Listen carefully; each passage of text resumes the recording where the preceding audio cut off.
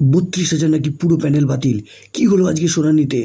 জোর ধাক্কা আবার প্রাথমিকে। শুনানির দিনই হঠাৎ 32,000 চাকরি বাতিলের মামলা থেকে সরে দাঁড়ালেন বিচারপতি সৌমেন সেন। কেন সরে দাঁড়ালেন বিচারপতি সৌমেন সেন জানবো আজকের এই ভিডিওতে। এরপরে কি হবে? প্রাথমিক কি হবার 26,000-এর মতো পথে বসে যাবে।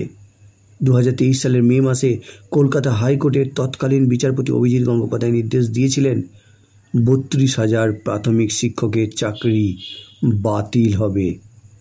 সেই সংক্রান্ত মামলার শুনানি হওয়ার কথা ছিল আজকে, কিন্তু সবাই যখন মুখ তাকিয়ে রয়েছে তখনই শোনা গেল বিচারপতি নিজে থেকে সরে দাঁড়ালেন। প্রাথমিক নিয়োগ সংক্রান্ত মামলার শুনানি হলো না সোমবার। মামলা থেকে সরে দাঁড়ালেন হাইকোর্টের বিচারপতি সৌমেন সেন।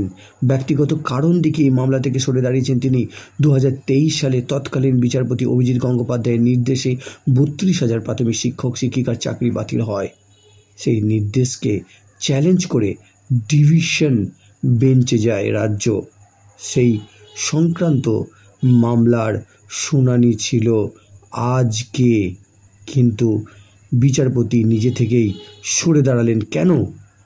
এবার এই মামলা যাবে কলকাতা হাইকোর্টের প্রধান বিচারপতি TS শিবজ্ঞানমের কাছে।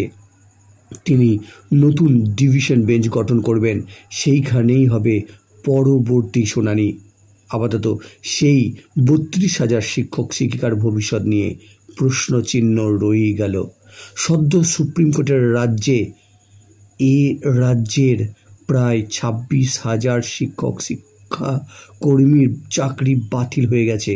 স্কুলে স্কুলে শিক্ষকের সংকট তৈরি হয়েছে। এই পরিস্থিতিতে প্রাথমিকের চাকরি সংক্রান্ত এই মামলাও অত্যন্ত গুরুত্বপূর্ণ। আবার কি 26,000-এর মতো সংখ্যাটা কি দাঁড়াবে 65,000-এ গিয়ে? কি হচ্ছে এসব পশ্চিমবঙ্গের? চারিদিকে স্কুলগুলি কি হয়ে যাবে আজ?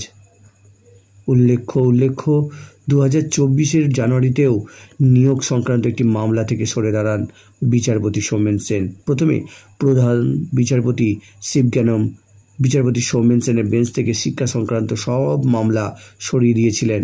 পরে উচ্চ প্রাথমিকের একটি মামলা আংশিকভাবে শোনার কথা থাকলেও তা কিন্তু শোনেননি বিচারপতি সেন। ওই মামলা থেকে সরে দাঁড়িয়েছিলেন তিনি, কিন্তু কেন বারবার ওনার কাছেই বা এই মামলাগুলি যাচ্ছে? এবং যখন তিনি শুনবেনই না তখন কেন তার কাছেই এই মামলাগুলো যাচ্ছে? সেই সময় বিচারপতি পদে থাকা অভিজিৎ গঙ্গোপাধ্যায়ের সঙ্গে বিচারপতি সেনের সংঘাত প্রকাশ্যে এসেছিল। মেডিকেলে ভর্তি সংক্রান্ত একটি মামলায় বিচারপতি অভিজিৎ গঙ্গোপাধ্যায় সিবিআই তদন্তের নির্দেশ দিয়েছিলেন। সেদিনই বিচারপতি সেনের ডিভিশন বেঞ্চ ওই নির্দেশ খারিজ করে দিয়েছিল। এরপরই বিচারপতি গঙ্গোপাধ্যায় ক্ষোভ প্রকাশ করে সরাসরি বিচারপতি সেনকে রাজনৈতিক মদতপুষ্ট বলে উল্লেখ করেছিলেন। তাহলে কি এইটাই কারণ যে আবার তিনি বুঝতে পেরেছিলেন যে 32,000 চাকরি হয়তো সত্যি করে বাতিল হয়ে যেতে পারে, তাই তিনি সরে দাঁড়ালেন? আজকে এই পর্যন্ত। ধন্যবাদ।